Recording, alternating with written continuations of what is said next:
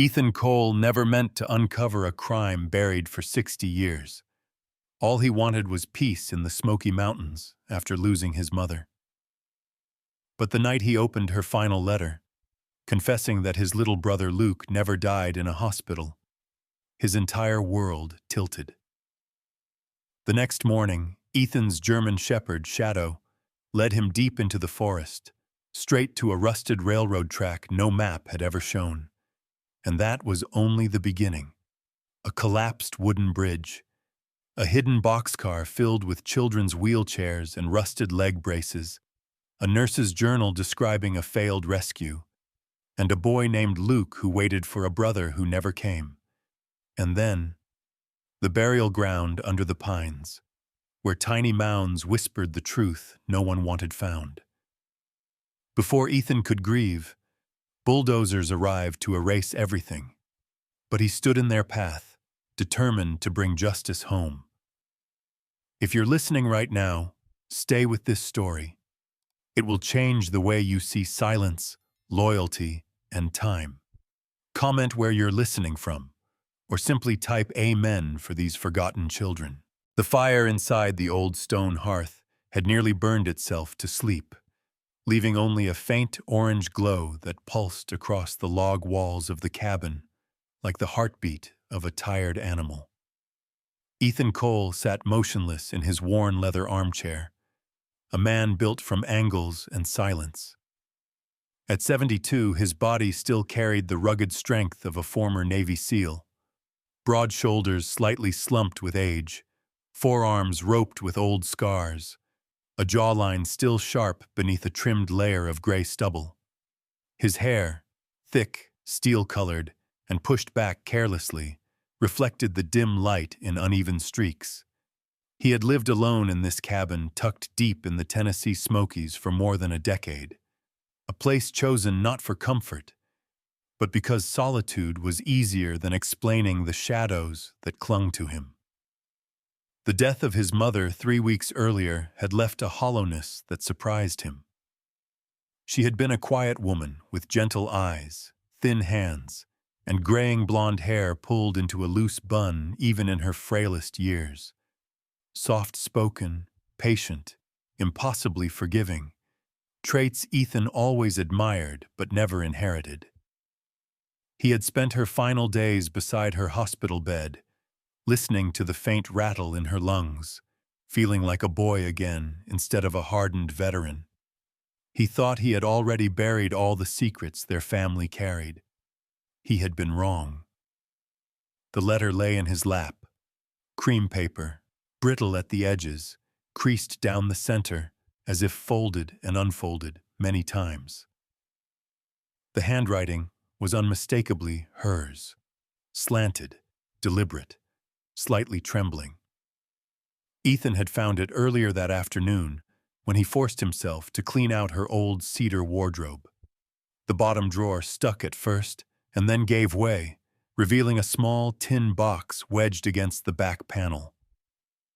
The moment he saw it, a cold ripple crawled up his spine.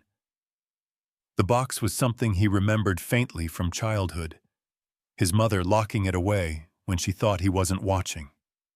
Inside were birth certificates, a few dried flowers, a photograph of 2 boys standing barefoot by a creek, and the letter sealed in wax. His name was written on the front. Ethan had stared at it for a long time before he opened it, his rough fingers tracing the familiar loops of her handwriting. Now, hours later, he had read it at least a dozen times and still could not understand how the foundation of his entire life had shifted in the space of 4 paragraphs. Luke didn't die in the hospital. Those words carved themselves into his mind like fresh wounds. His brother, little Luke with dark curly hair and a smile too big for his small face, had supposedly died at age 9 after a sudden illness. Ethan had lived 59 years believing that. But the letter said Luke had been taken. It said the county sent a rescue transport during the Great Flood of 1957, evacuating disabled and orphaned children from a temporary care facility. Luke had been among them, and the transport never made it to the hospital. His mother wrote that officials told her the vehicle crashed in the storm, that everyone perished, and that the records had been sealed for public safety. But none of it was true, at least not entirely. Her final line was the one that hollowed Ethan out. I let them convince me to stop asking questions. I was weak, and I have carried this sin for 60 years. Forgive me, Ethan. Please forgive me. He exhaled shakily and rubbed a hand down his face, the leather of his jacket creaking softly as he shifted. The guilt in her words clung to him like smoke. He remembered Luke not as a tragedy, but as a shadow of laughter. A boy slightly smaller than his peers, thin arms and narrow shoulders, but eyes full of stubborn determination. Luke had been born with a mild neurological condition that weakened his legs. He walked with braces made of cold metal and leather straps. Ethan, 2 years older, had often run ahead too fast, leaving Luke to chase him with short, uneven steps. The memory burned. A soft sound broke the stillness, a steady thump against the wooden floorboards.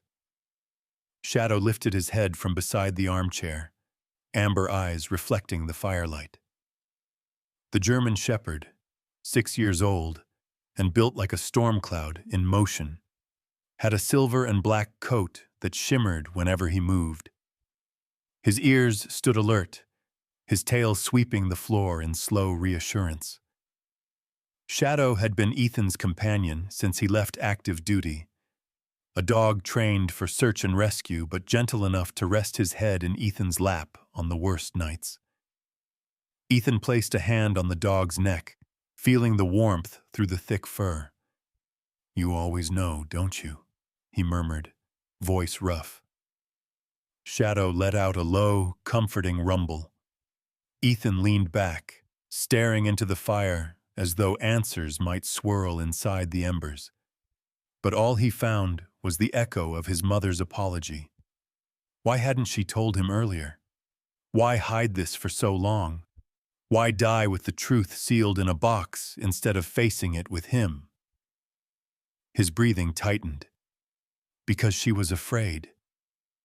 Because someone made her afraid. Ethan shifted forward, elbows on his knees, gripping the letter again. One detail stuck with him like a splinter: the county rescue transport. But the county never mentioned such a transport during the flood. Not once in the decades of local stories Ethan had heard growing up. The entire thing felt wrong. Too many pieces missing. Too many lies. Shadow suddenly stood up, muscles stiffening as his ears snapped toward the window. Ethan froze, listening. Wind pushed through the pines outside, but beneath it, something else. A distant creak, maybe, or a faint crunch of snow. He wasn't sure. His instincts stirred, the old combat-trained awareness that had never fully left him. He rose slowly, letter still clutched in his hand. Shadow stayed close, tail low but alert. Ethan stepped toward the window, the cabin's wooden floor cool under his boots. The forest beyond was dark except for the thin silver line of moonlight brushing the treetops. Nothing moved. Nothing obvious. But a feeling settled over him, cold and insistent, as if the mountains themselves were holding their breath. Ethan folded the letter and slipped it into the inner pocket of his jacket. "Tomorrow," he whispered to himself, "I go into town. Someone knows what really happened." Shadow gave a soft whine and nudged Ethan's leg. Ethan rested a hand on the dog's head, staring out into the motionless woods. Something in those trees felt different now, alive, waiting. watching, as if the truth buried for 60 years had begun to stir again, as if something out there already knew Ethan had finally opened the letter. And in the heavy quiet of the Tennessee night, he couldn't shake the sense that whatever waited for him beyond the tree line had only just begun. The next morning arrived gray and cold, the kind of Tennessee dawn where the fog settles low over the pines as if refusing to lift its secrets. Ethan Cole stepped outside onto the dew-coated porch with a stiffness that came from both age and the weight of the letter still tucked in his jacket. He wore his usual attire, a faded navy flannel, a canvas field coat with frayed cuffs, and boots that had seen a lifetime of dirt trails. His face, lined by years of conflict both on battlefields and inside his own mind, appeared even harder in the pale morning light. His German shepherd, Shadow, padded out beside him. At 6 years old, the dog moved with the controlled power of an athlete. Broad chest, thick neck, and a sable coat that looked almost silver when fog touched it. His ears stood high, rotating attentively, and his dark amber eyes scanned the tree line with the confident alertness of a creature built to detect trouble long before humans sensed it. Ethan locked the front door out of habit more than caution, then motioned toward the woods. "Come on, boy. Let's get answers." Shadow trotted ahead, nose low to the ground, tail straight behind him, a posture Ethan recognized instantly. Shadow was tracking something, not wildlife, something unfamiliar. The forest behind the cabin was thick with hemlock, maple, and towering pines. Moss coated fallen logs, and the smell of wet earth rose with every step. Ethan followed the dog deeper and deeper, noticing how Shadow's pace increased, how his breath grew more urgent, how the forest grew unnervingly still. Even the birds were quiet. After nearly 20 minutes of weaving between trees and over tangles of roots, Shadow stopped abruptly beside an old fallen oak whose trunk had split open years ago. The dog lowered his head and sniffed intensely, letting out a throaty growl, the kind he used only when something was buried or hidden. Ethan approached cautiously, hands on his knees as he crouched. "What is it, boy?" Shadow didn't hesitate. He began to dig. Dirt flew in sharp, determined bursts. His claws tore through layers of leaves, then roots, then something harder. A dull clank echoed from under the soil. Ethan's heart jolted. Metal. He knelt and brushed aside the remaining dirt with his bare hands. What he uncovered made his breath slow to a tremor. It was a steel rail, thick and rusted, lying perfectly straight beneath the forest floor. A railroad track. But not one that belonged here. Ethan wiped more mud away, exposing the squared-off timber beneath, an old railroad tie. He sat back on his heels, stunned. This shouldn't exist. The county maps, the state maps, he knew them all.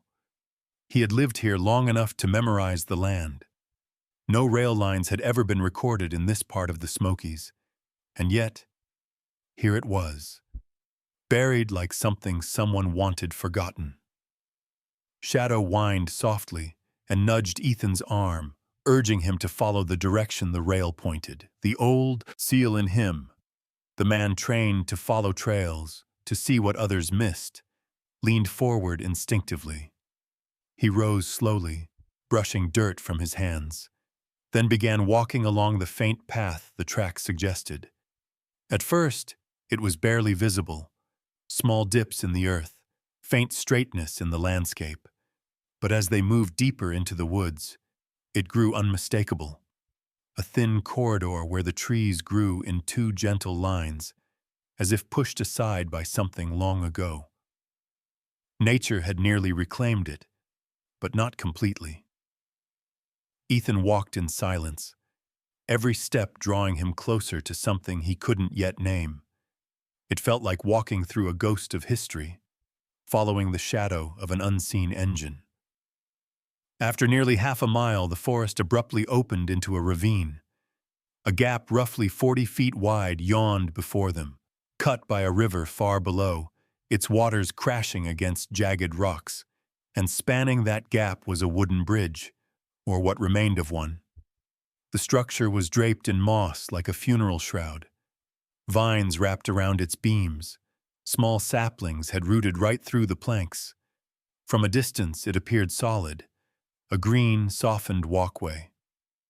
But as Ethan stepped closer, the truth sharpened. The wood was rotted through. The supports bowed inward like ribs of a dying animal. A single misstep, and the whole thing would collapse. Ethan approached anyway, testing the first board with his boot.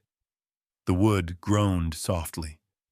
He leaned his weight forward, just enough to gauge its stability, and then Shadow lunged at him. The shepherd slammed into Ethan's leg with surprising force for a dog his size, teeth gripping the hem of Ethan's jeans, not in aggression, but in desperation. The kind of grip a working dog used when stopping a child from running into a road. "Shadow, easy!" Ethan barked, but the dog pulled harder, growling deep from his chest. His hackles lifted in a ridge of warning. Ethan froze. He remembered Afghanistan, remembered how Shadow's training had saved him during one of their last missions together. He trusted the dog's instincts more than his own. Ethan stepped back. Only when he moved did Shadow release his grip. Ethan inhaled deeply, his chest rising and falling with the cold air. "All right," he muttered. "You're right. Too risky." He picked up a stone, smooth, heavy, the size of a grapefruit, and hurled it toward the center of the bridge. The rock landed with a hollow thud. Then, in a single terrible moment, the planks beneath it sagged, split, and vanished. A section of the bridge collapsed inward like a mouth opening in the earth. The rock disappeared into the ravine. Ethan heard nothing for several seconds. Then a faint splash. He exhaled shakily. Shadow pressed against him again, this time in silent reassurance. Ethan knelt and rested a hand on the dog's muscular neck. "You saved my life again," he whispered. He stood and looked across the ravine. On the opposite side, he could see the faint outline of the corridor continuing, straight as a blade, disappearing into the fog-thick woods. Whatever this line was, Ethan murmured, it kept going. But without a bridge, reaching it wouldn't be easy. And yet, turning back felt impossible. Ethan scanned the rocky slope beside the ravine, a steep, jagged descent that curved toward the river. Maybe there was a path down. Maybe he could find a way across. Shadow let out a soft whine, as if sensing Ethan's determination. The forest around them was unnervingly quiet again. Not a breeze, not a bird.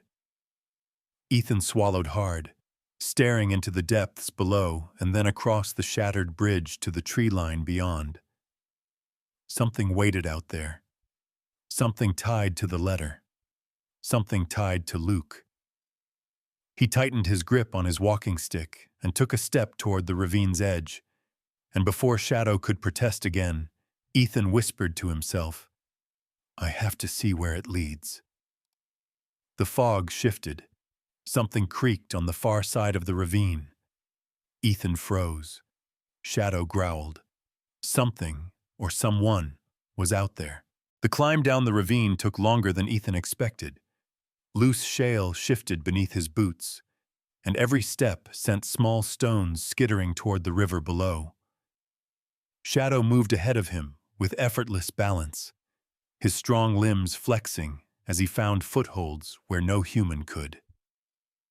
The shepherd's coat, dark sable layered over silver, made him look like a phantom slipping between the rocks. When they finally reached the river, the water churned violently, a frothing, slate-colored current that mirrored the overcast sky above.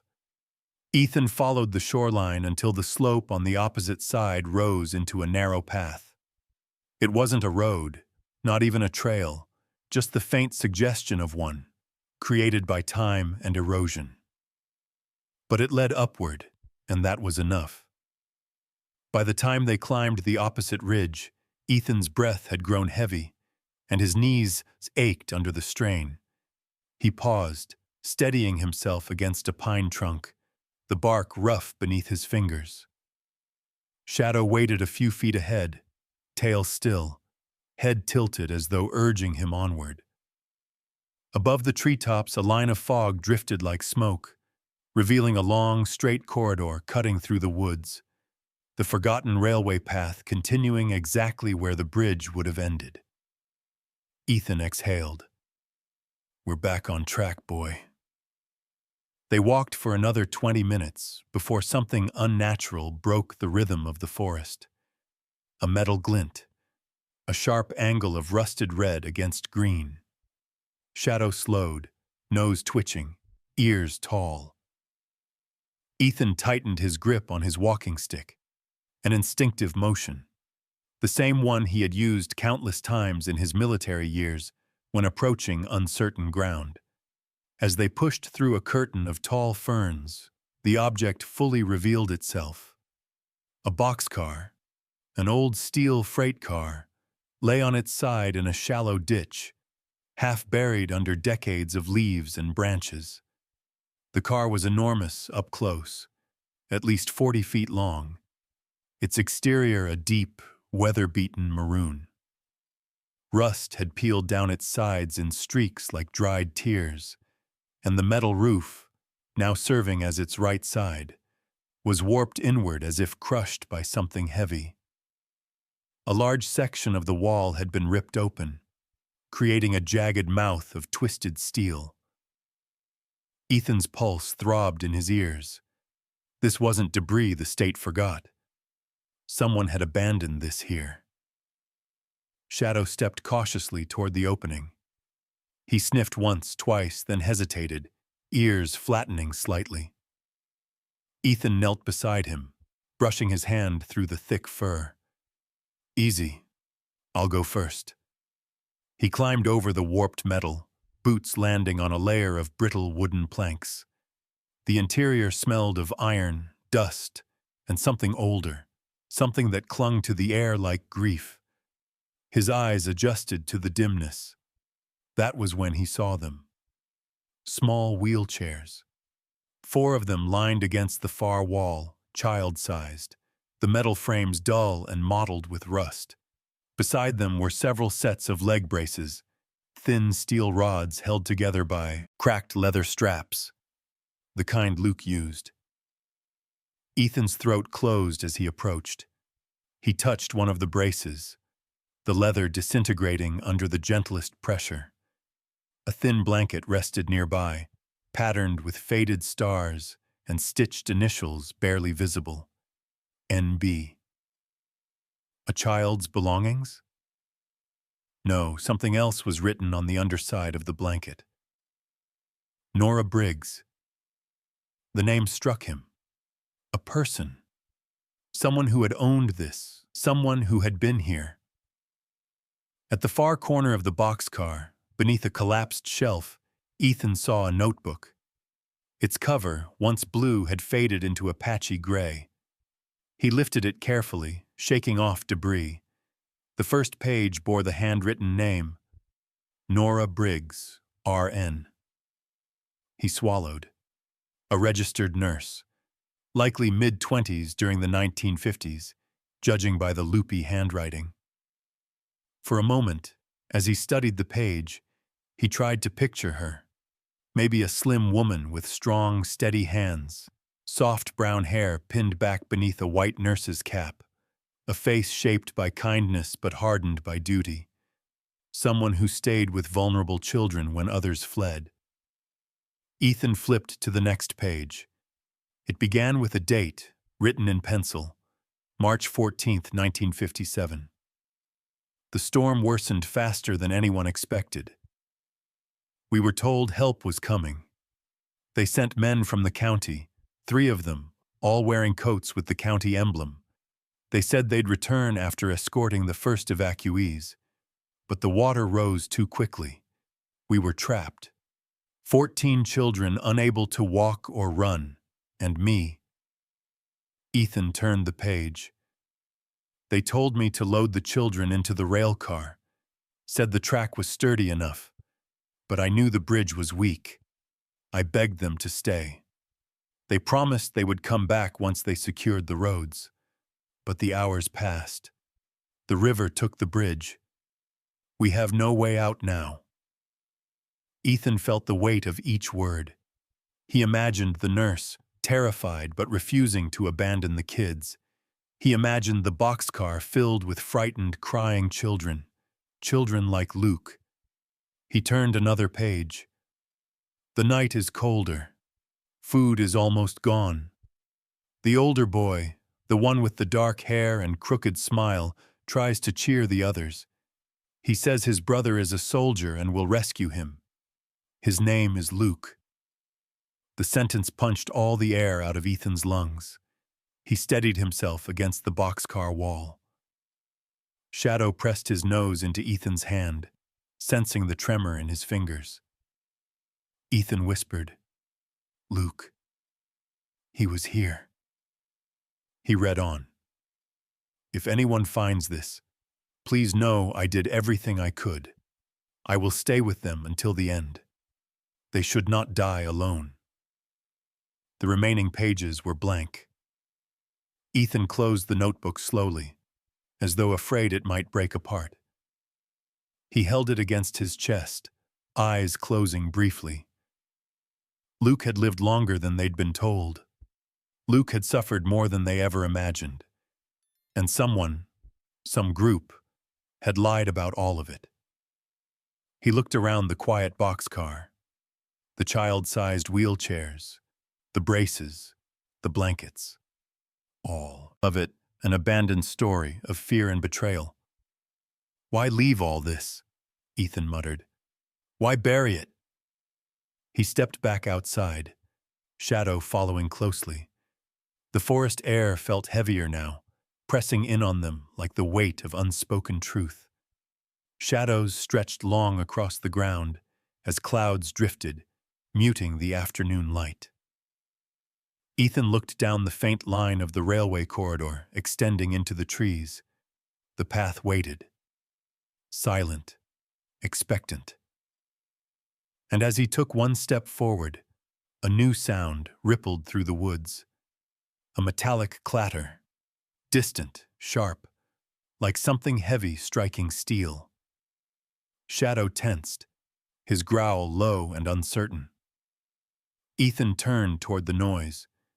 It came again. Closer. Someone, or something, was moving along the old tracks.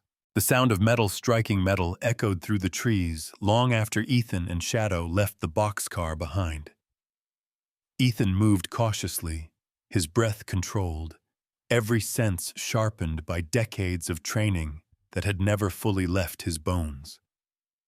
Shadow stayed close, tail low but stiff, occasionally glancing over his shoulder as if expecting someone to emerge from the fog-draped woods. They followed the faint corridor of the old rail line for nearly a mile before the landscape began to shift. The forest opened into a clearing where the tall pines grew in precise, unnatural rows, their trunks casting long, even shadows across the forest floor. The air felt heavier here, colder, as if the past itself lingered too thickly to escape. Ethan slowed. He recognized the formation of the trees from the town archives, rows planted by hand around what once stood as Camp Redwood, the county-run home for children with disabilities in the 1950s. What remained now was only ground, flattened, silent, reclaimed by nature. Shadow suddenly froze. His ears shot up, and his body stiffened into a rigid line. He stepped forward slowly, sniffing the earth, then let out a bark that cut through the stillness like a blade. Ethan hurried beside him. "What is it, boy?"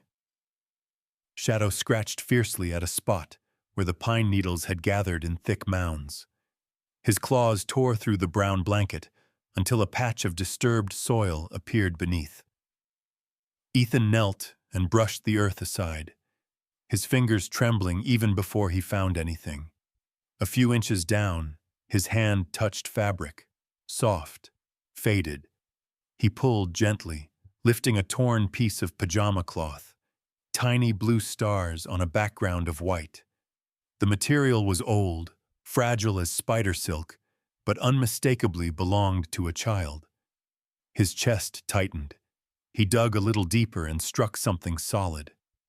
A stone, smooth, worn, no larger than a river pebble. But carved into its surface, crude yet deliberate, was the letter L. Ethan's breath stopped. The forest around him blurred. Memories of Luke flooded in.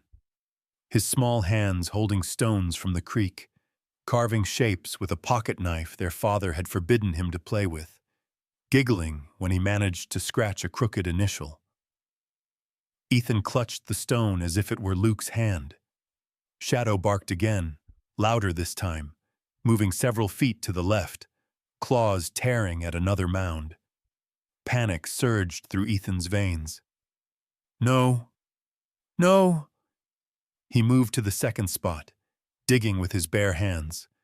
The soil gave way too easily, as though previously disturbed. Another scrap of fabric appeared, pink and patterned with cartoon rabbits. A third mound, then a fourth, each one revealing small tokens, fragments of life belonging to children long gone. Ethan stood up slowly, his legs unsteady. A shiver crawled across his shoulders despite the warm air. This wasn't just a clearing. This was a burial ground, and not a proper one. Shadow barked again, but this time, it wasn't at the soil. It was at the sound growing behind them. Engines, heavy ones. Ethan turned. Through the trees, a convoy of machinery rumbled forward. 2 excavators painted yellow, a bulldozer with a wide steel blade, and behind them a white pickup truck with a company logo stenciled across the side. Redwood Ridge Developments. A man climbed out of the truck, a tall figure in his mid-50s, strong build, wearing a tan work jacket and jeans. His dark hair was styled neatly, streaked with gray at the temples, and his jaw was clean-shaven, but sharp as a chisel.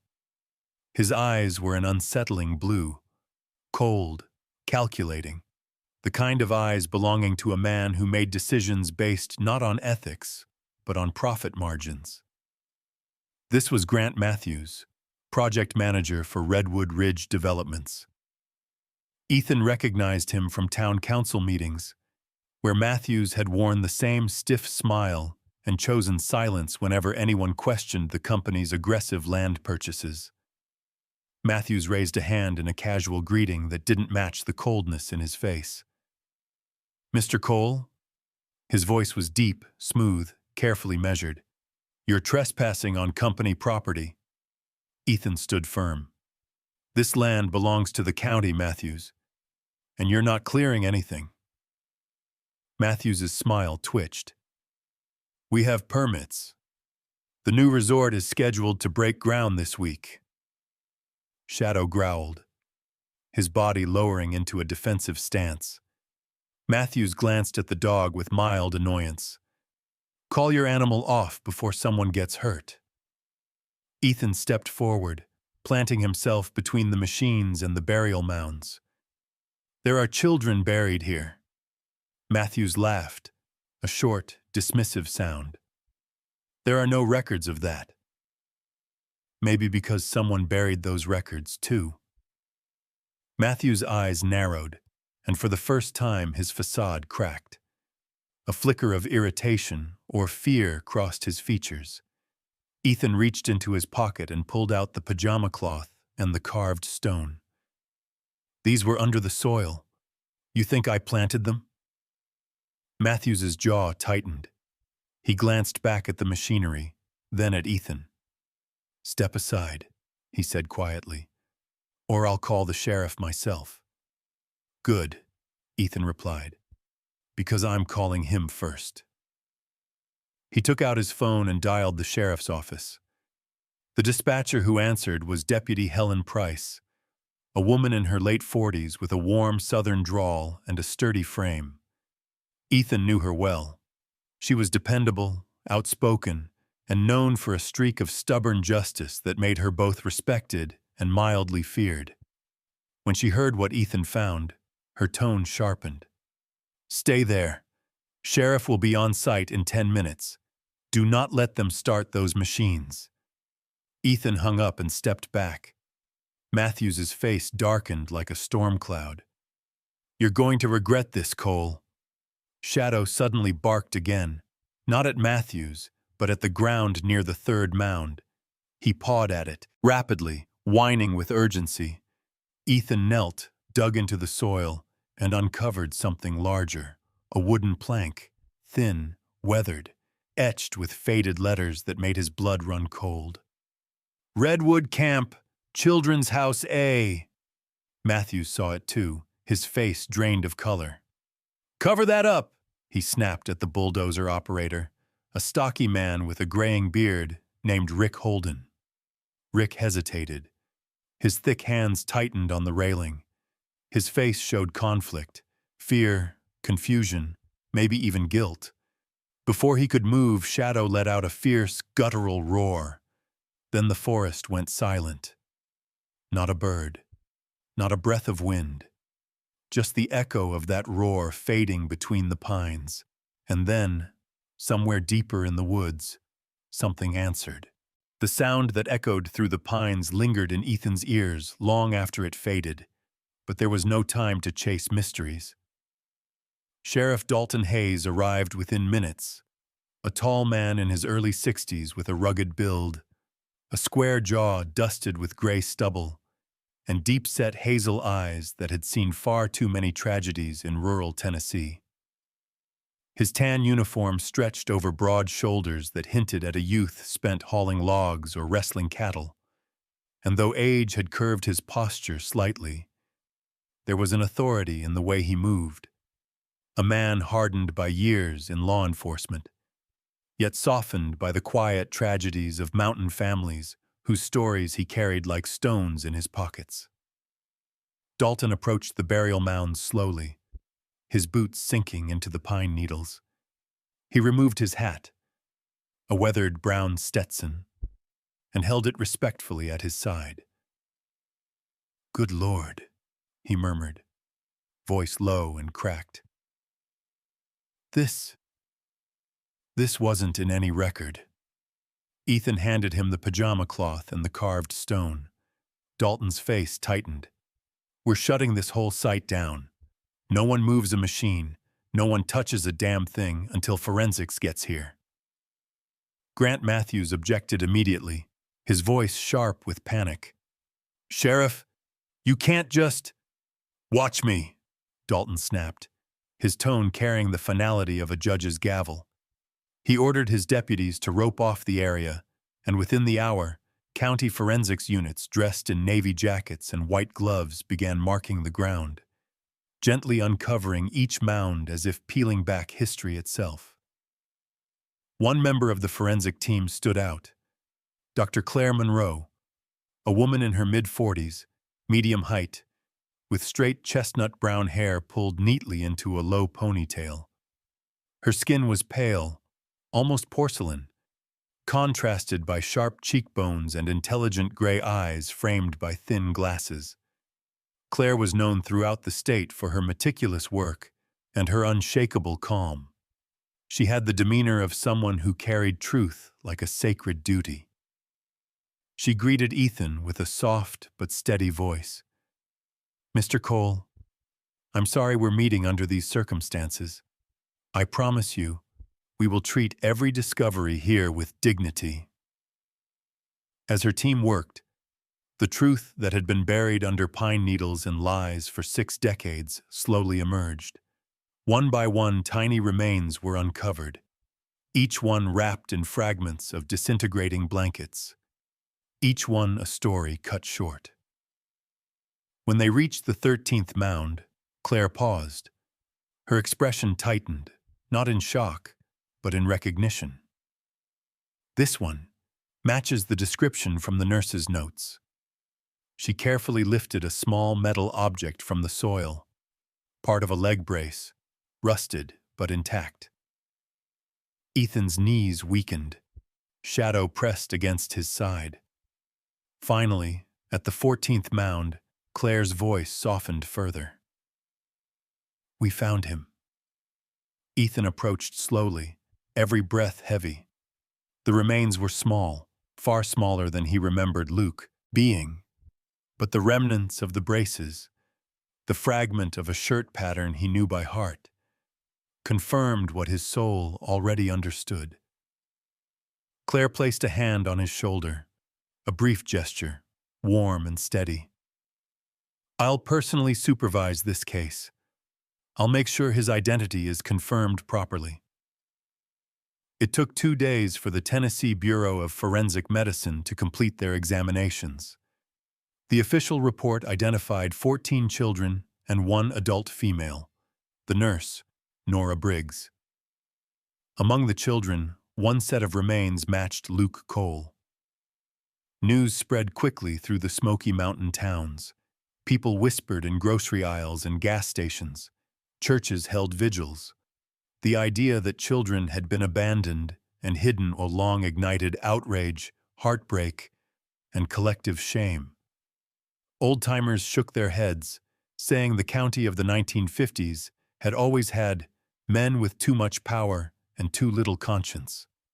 Newspapers called it the Redwood tragedy. For the first time in decades, the truth was out. Matthews disappeared from the public eye. Investigations into Redwood Ridge developments uncovered forged documents and backdoor deals, revealing the company had known the land's past and planned to bury it again beneath concrete and luxury lodges. Sheriff Dalton vowed to bring every responsible party to justice. A week later, Ethan organized a small memorial ceremony at a quiet hill overlooking the valley, a place where the pines swayed softly like they remembered. The county provided white crosses for each child, simple and unadorned, each marked with a name when possible, and unknown child when it wasn't. For Luke's cross, Ethan placed the repaired leg braces he had found, polished, tightened, treated with oil until the metal gleamed faintly in the sun. He had spent 3 nights restoring them by hand at his cabin table, running his fingertips across the leather straps, imagining the last time Luke had worn them. The service was attended by locals, older couples, teachers, nurses, and men who had worked in the county for generations. They bowed their heads as Pastor Whitman, an elderly man with soft blue eyes and thin white hair, delivered a prayer for the forgotten children. But when it came time for words about Luke, they looked to Ethan. He stepped forward slowly, shadow sitting at his heel. Ethan's voice wavered at first, then grew steady, carried by decades of unsaid grief. Luke was brave, he said, braver than anyone ever gave him credit for, and I spent my life thinking he left this world alone, but he didn't. Nora Briggs stayed with him. He wasn't alone. And now he's home. When the ceremony ended, many stayed behind to lay flowers or small tokens. Ethan gathered the braces carefully and carried them back to his cabin. That evening, as the dusk settled across the mountains and fireflies appeared like distant memories, Ethan placed the restored braces on the cabin wall right above the old cedar desk where he kept the letter that changed everything. They hung there not as relics of sorrow, but as symbols of truth reclaimed. He stepped outside and sat on the porch, Shadow settling beside him with a soft grunt. The cicadas hummed in waves. The creek murmured gently somewhere beyond the trees. The air smelled of pine resin and damp earth. For the first time since he was a boy, Ethan felt a stillness inside him, a place where the ache of memory no longer cut, but settled. He rested a hand on Shadow's back. "We did it, boy," he whispered. "We brought him home." Shadow pressed his head into Ethan's palm, letting out a soft, satisfied rumble. And as the night wrapped around them, Ethan finally allowed himself to breathe.